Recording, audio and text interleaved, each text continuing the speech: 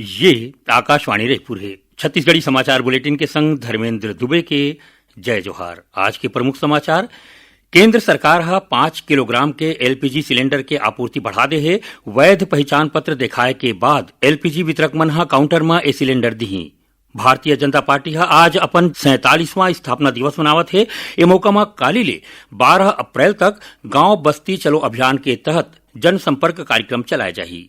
और प्रदेश में आज होए आने सड़क दुर्घटना में 10 जिन लोगन के मौत। अब समाचार विस्तार ले। केंद्र सरकार 5 किलोग्राम के एलपीजी सिलेंडर के आपूर्ति बढ़ा दे है।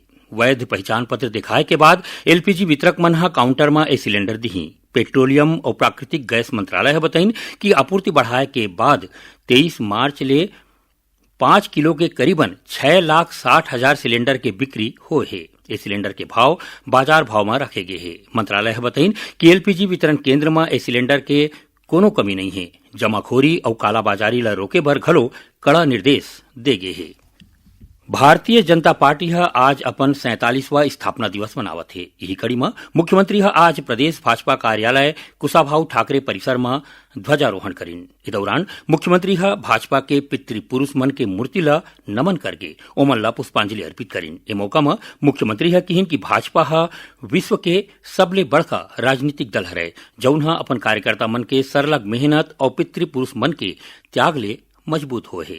उन्हें भाजपा के प्रदेश अध्यक्ष किरण सिंह देव जगदलपुर स्थित जिला भाजपा कार्यालय में झंडा फहराइन। इस दौरान ओमन कार्यकर्ता मन ला स्थापना दिवस के बधाई देवत किहिन कि भाजपा के हरेक कार्यकर्ता मन मेहनती होते।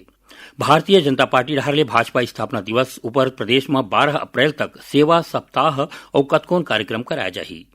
प्रदेश महामंत्री यशवंत जैन बताइन कि ये दौरान बूथ स्तरीय बैठका और जिला सम्मेलन राखे जाही। संगे संग काली ले 12 अप्रैल तक गांव बस्ती चलो अभियान के तहत जनसंपर्क कार्यक्रम चलाया जाही। आज ताड़मेटला में होए नक्सली हमला के 16वां बरसी हरे। शहीद जवान मन के सुरता में यहाँ शहीद स्मारक बनाए गए है। आज सीआरपीएफ के महानिदेशक ज्ञानेन्द्र प्रताप सिंह एखर लोकार्पण करीन। जानबा के मुताबिक बछर 2010 में होए नक्सली हमला में सीआरपीएफ के 76 जिन जवान शहीद हो रहीस। यही बीच उप मुख्यमंत्री और गृह मंत्री विजय शर्मा के अपन विधानसभा क्षेत्र कवर्धा पहुंचिन।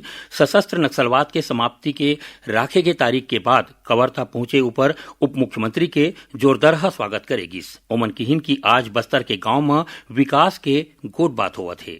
जानबा के मुताबिक केंद्रीय गृह मंत्री अमित शाह 31 मार्च तक नक्सलवाद समाप्ति की घोषणा करे रहिन, जेकर मियाद 6 दिन पहले पूरा हो चुके हैं। सरगुजा जिला के गांधीनगर थाना क्षेत्र के सकालो के तीर आज एक ठिन ट्रक और कार के टक्कर हो गए। एक घटना में कार में बैठे 3 जिन लोगन के मौकच में मौत हो गए और 1 जिन मनखे गंभीर रूप ले घायल हो गए है।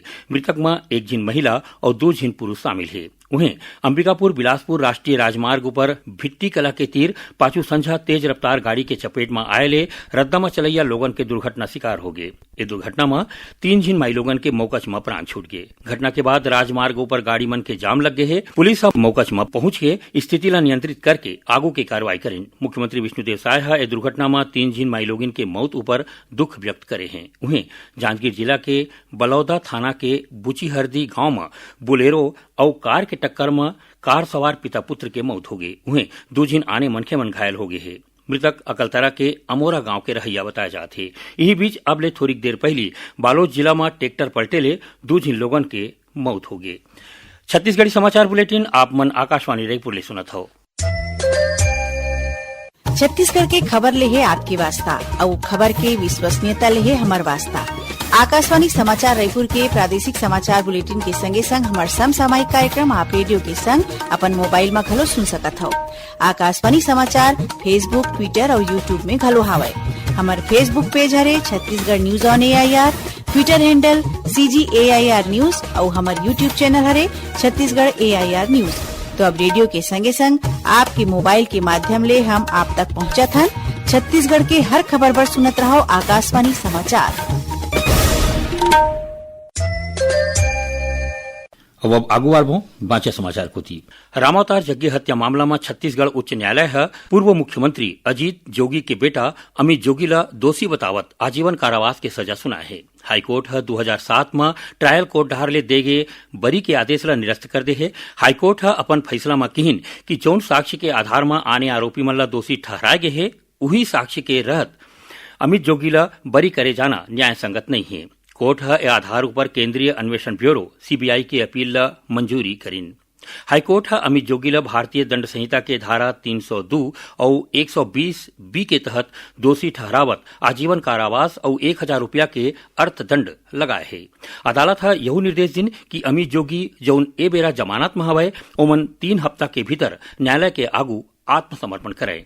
जानवा के मुताबिक 4 जून 2003 के रायपुर में एनसीपी नेता रामावतार जग्गी के गोली मार के हत्या कर दी गई रहीस। यही मामला के जांच बाद में सीबीआई ला सौंपे गई रहीस, जेमा हत्या के पाछू साजिश होए के बाद आगू आईस।